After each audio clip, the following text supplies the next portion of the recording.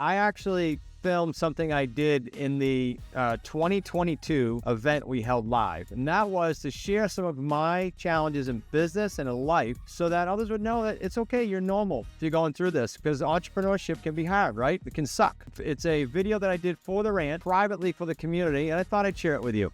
Enjoy. I'd love to know your biggest aha from it.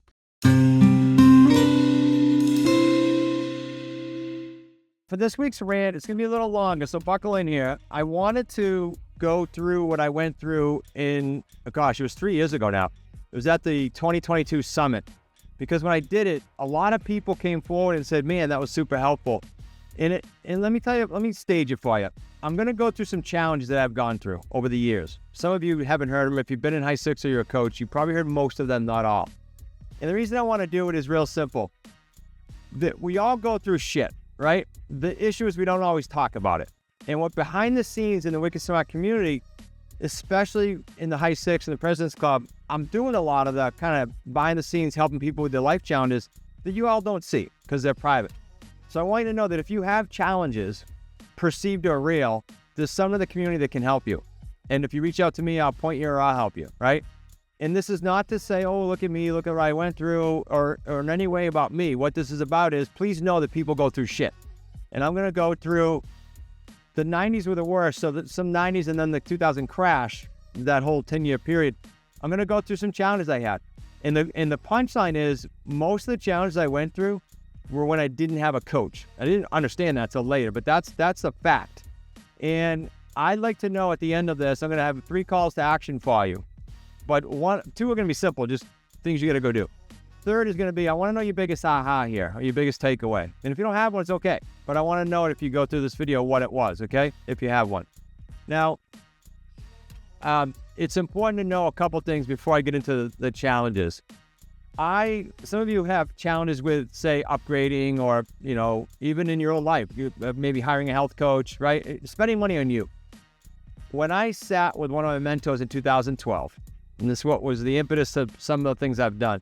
I flew there and back in one day and mustered up 10 grand to do it. One day. Just to pick his brain. Now, it wasn't a full day because I had to fly in and out. So it's probably like 3 hours. So I want you to think about that. That was one of the many things that launched what we have going on now, besides some of the things you're going to hear, the challenges. Because most of these lessons I'm going to share with you are life lessons and general business lessons. Why? Because we teach deals and we teach curveballs in deals. We teach deal structure. Frankly, that's the easy part, guys. Once you get that down, like I'll use Rick. Rick has the deal structure down, right? Mike has the deal structure down. Rusty, the coaches have the deal structure down. But do they still go through life challenges? Yeah, absolutely. Let me give you some examples real quick. When I was in college, this is going way back, this is more life, not general business, and I'll categorize these. I had one doctor, and this is the importance of listening to the right people.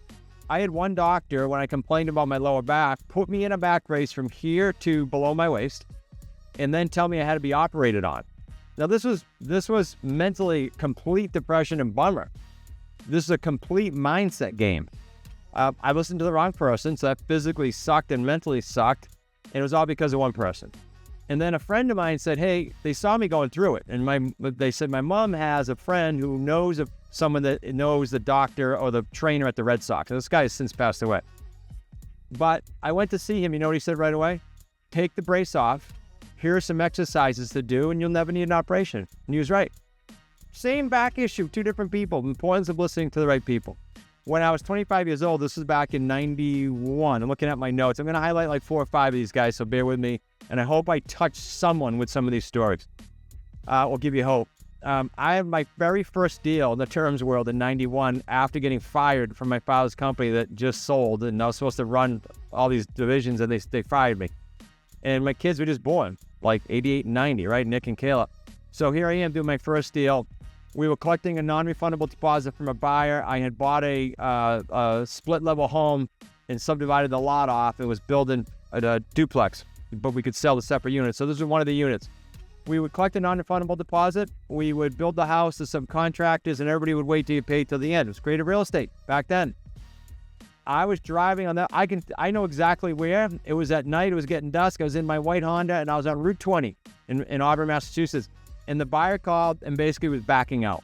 And I'm thinking, oh shit. So for my first deal, I have no income coming in.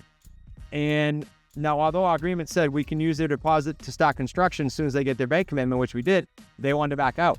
That was a bummer. So I communicated well with them, and long story short, we kept the deal together. Now, in hindsight, what would I have done? I'm going to try to give you some lessons that you can work on. I would have had lines of credit set up. If you don't have a process going yet with Fund and Grow, or a process going yet with 7 figures, you pick which, that builds your business credit over time. And every 6 to 12 months, you go in and do a redo and you get more lines at 0%, you're missing out because you need that in case this shit happens, right? So smartrealestatecoach.com/7 figures, I think it is, the number 7. And then Fund and Grow, I think is /Fund and Grow. If not, ask Shayna. She'll get you the right links. Now, after that, I was doing some from a business standpoint, I was doing some condominium conversions where we bought multi-units and converted them. Now, where did I get that idea? Did I make that up? No. Was it a new idea in the marketplace? No.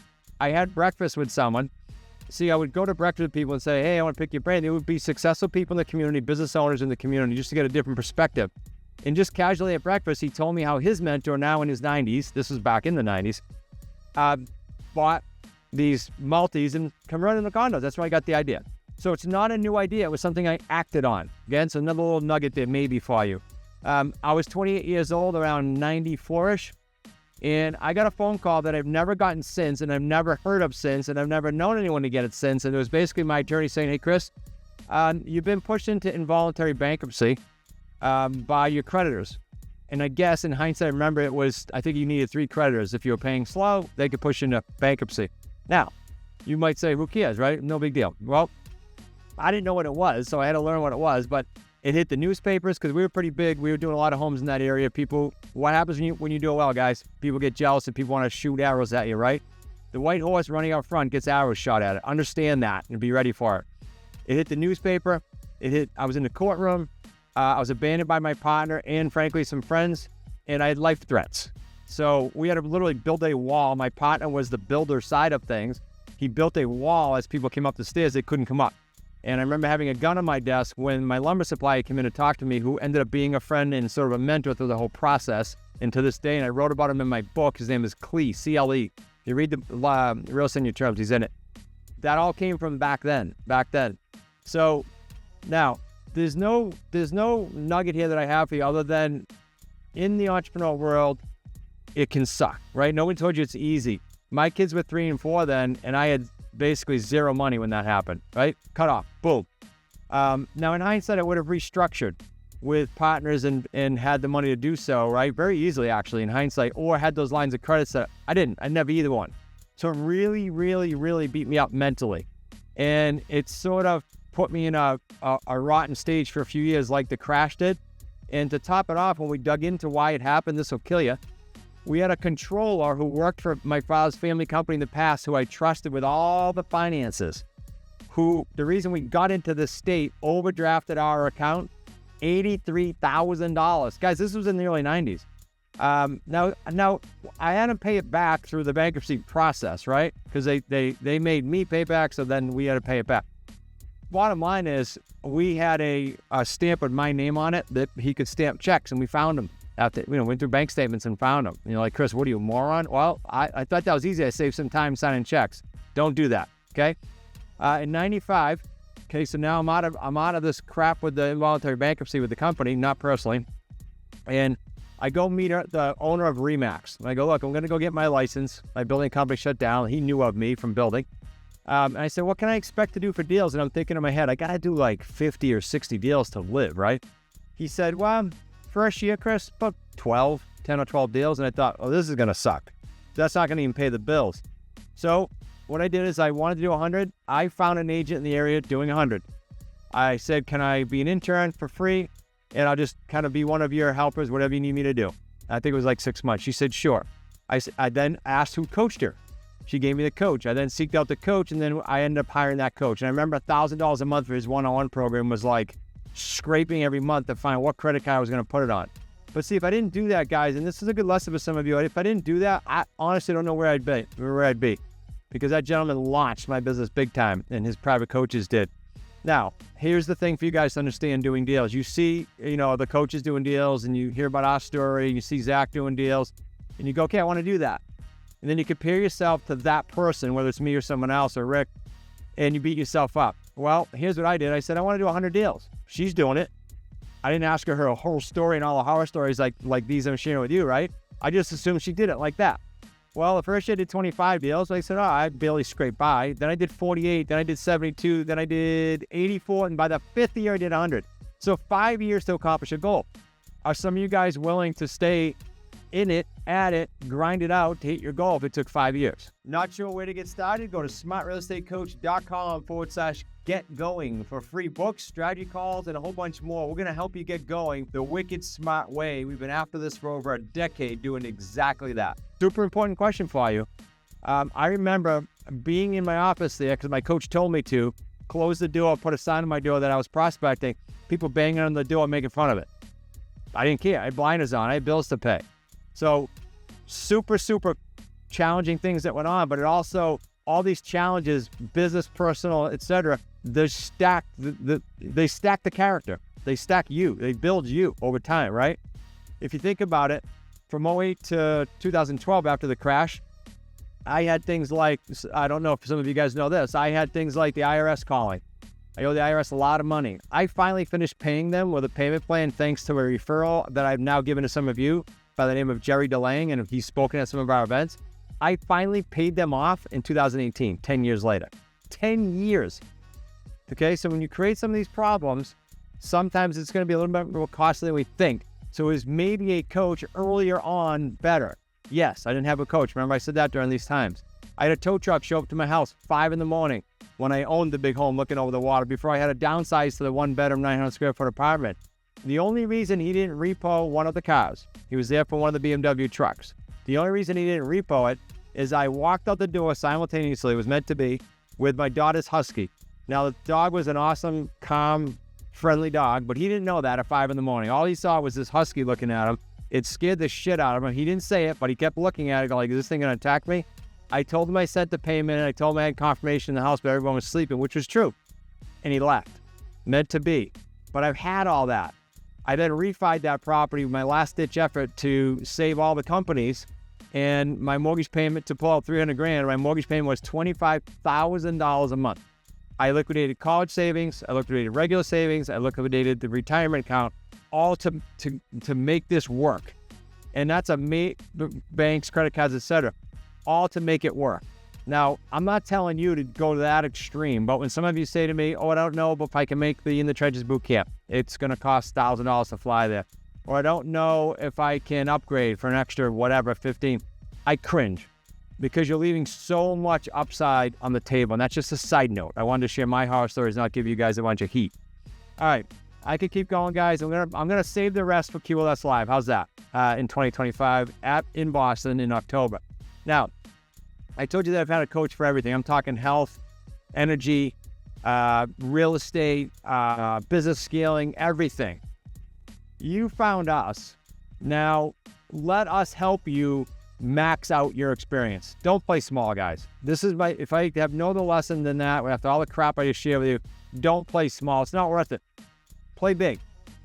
Do whatever you can to get resourceful, because the people around you, as you probably heard in some of the nuances there, the people around you are absolutely freaking everything. And I want you to think about 10 years ago. Think, okay, how fast did that go? The last 10 years? For me, it was a blank. I'm sure for most of you, it was a blank. So the question is, are you okay if in 10 years you're in the same spot? That's the big question. And if not, it's not, I joined a coaching program because I did, I'm going to have all the success. No. It's I joined the coaching program, I pull all the stops, I go through the suck, and I make it work. That's the person that's going to, in the community, every single event, you're going to see that person, the person who kind of trudged through it, you're going to see them on stage. That's a fact. Now, I can keep going, I'm going to wrap it up. 3 calls to action. 1, register for the ITTB, the In the Trenches Bootcamp for April. And if not, there's one in June, live. But why wait? I just told you, don't wait. The upside's too big. Go to smartrealestatecoach.com/ITTB-confirm if you're a apprentice, starter, or immersion. If you're high 6, you got to apply. just because we wouldn't have room for all the I-6 to hit it. Second, and you can see Kelsey. Second, register for QLS Live. I think it's smartrealestatecoach.com/associate-QLS 2025. If I'm off on that, which wouldn't surprise me, just ask Kelsey or Shayna. And last but not least, I want to know your biggest aha here. This was a long one. For me, anyway. I tend to be a lot shorter. I want to know if anything hit you there. Did anything give you hope? Did anything give you an idea? Did anything give you an aha? If not, it's okay. But if you did, I want to hear from you, okay? All right, guys, make it a great week. I will most likely be on the mastermind this week. Can't wait to see you. Make it an outstanding week because it's your choice.